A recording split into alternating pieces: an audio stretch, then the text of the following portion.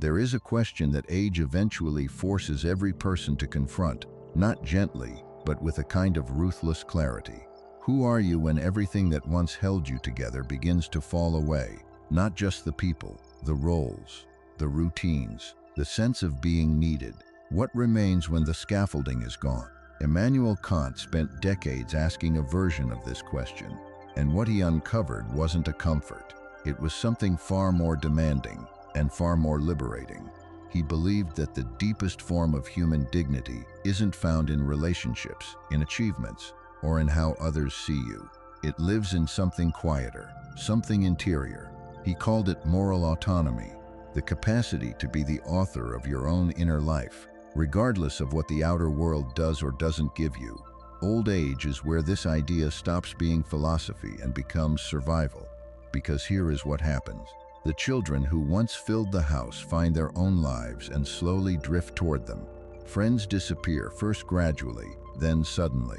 A partner who shared decades with you may become a stranger through illness, distance, or death. And in the silence that follows, something becomes undeniable. So much of who we thought we were was borrowed. Our identity was woven from other people. Our sense of meaning depended on being in relation to someone, to something, to a role we played. Kant saw this clearly. He wrote that the person who cannot govern themselves from within will always be governed by what is without. And in old age, the external world grows quieter, which means those who never learn to live from the inside find themselves living in an echo chamber of absence. But for those who have cultivated what Kant called the inner law, the four pillars he described as the architecture of a dignified life, old age becomes something entirely unexpected, not a diminishment, a clarification. The first pillar is the capacity to be alone without being lost. This is not about isolation. It is about something Kant considered essential to freedom itself, the ability to be present with your own mind without needing rescue from it. Most of us throughout our lives fill silence with noise. Not because we love the noise, but because the quiet asks too much of us. It asks us to be with ourselves, and we are not always company we enjoy. But those who learn to inhabit their own solitude, to sit with their thoughts without flinching, to find something worth returning to inside themselves, discover a form of peace that no external circumstance can take away.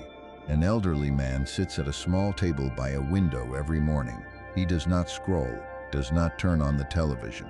He watches the light change. He thinks. He is alone, and he is not lonely. There is a profound difference. Loneliness is the pain of unwanted solitude. What this man experiences is something closer to sovereignty. The second pillar is order, not as rigidity but as self-respect. Kant observed that the structure we impose on our daily lives reflects the structure we are able to maintain within ourselves. When everything external has loosened, the people who thrive are those who still rise at a consistent hour, who keep their space considered, who hold on to small rituals not out of habit but out of intention. An elderly woman clears her table each morning before sitting down to read. She sharpens her pencil. She opens her window. These are not tasks, they are declarations, quiet signals to herself that this day matters, that she is still someone who tends to things. Kant would say she is exercising the same moral faculty as a person who keeps a promise. She is keeping a promise to herself. And there is something deeper here. The homes we live in begin to reflect our inner state. Clutter is often frozen grief, objects holding memories we cannot process, the past made physical. Learning to release what no longer belongs to the present is not simply tidying. It is a form of emotional courage, a clearing that makes room for now. Stay with me, because the third pillar is one many people never fully understand until it is too late. It is indifference to the opinions of others, not contempt, not coldness. Indifference, the quiet, grounded ability to let others hold whatever view of you they hold, without that view reaching into you and rearranging anything important. We spend enormous energy across the whole of our lives managing perception. We soften what we say so no one is uncomfortable. We perform versions of ourselves designed for an audience, and then age comes and the audience thins. and we discover we have been performing for so long that we have forgotten what the original self looked like. Kant was clear that moral freedom requires the ability to act from your own interior law, not from approval, not from fear of judgment, not from the need to be understood by people who may never have the capacity to understand you. A woman stops explaining herself at 73. She stops apologizing for her opinions, her preferences, the way she has chosen to live. Something settles in her, not bitterness, settledness. She has stopped outsourcing her self-worth, and in that act, she becomes more fully herself than she has ever been. The deepest dignity, Kant wrote, comes not from being admired, but from no longer requiring admiration. The fourth pillar is the one Kant returned to again and again, and it is perhaps the most urgent: fidelity to the self, the commitment to treating your own existence as meaningful, not because others confirm it, but because you do. This is not about grand purpose. It is about the daily practice of taking your own life seriously. An old man waters his balcony plants each evening, not because anyone is watching, not because anyone will benefit, but because the act of tending to something living is an act of tending to himself. A woman writes in a notebook each night just what she noticed, just what she thought, not for anyone, for the record of herself. These small acts are not trivial. They are the substance of a life that has not abandoned itself.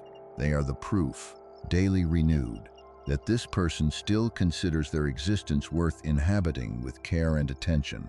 Kant believed that the meaning of a human life does not come from the recognition it receives. It comes from the moral seriousness with which it is lived. And in old age, when external validation grows scarce, this becomes not a philosophical position, but a practical necessity. The four pillars, the capacity for solitude, the discipline of order, the freedom from judgment, and the fidelity to self, are not a prescription for old age. They are the distillation of what it means to live from the inside out, to be, as Kant put it, a law unto yourself. Old age does not diminish those who have built this interior life. It reveals them, strips away the performance, leaves what is real. And what is real, if it has been cultivated honestly, turns out to be more than enough. The question is not whether age will come. The question is whether, when it does, you will find someone at home. If this reached something in you, join us at Silent Resonance, where we explore the ideas that the surface of life tends to cover over. Subscribe and meet us here again.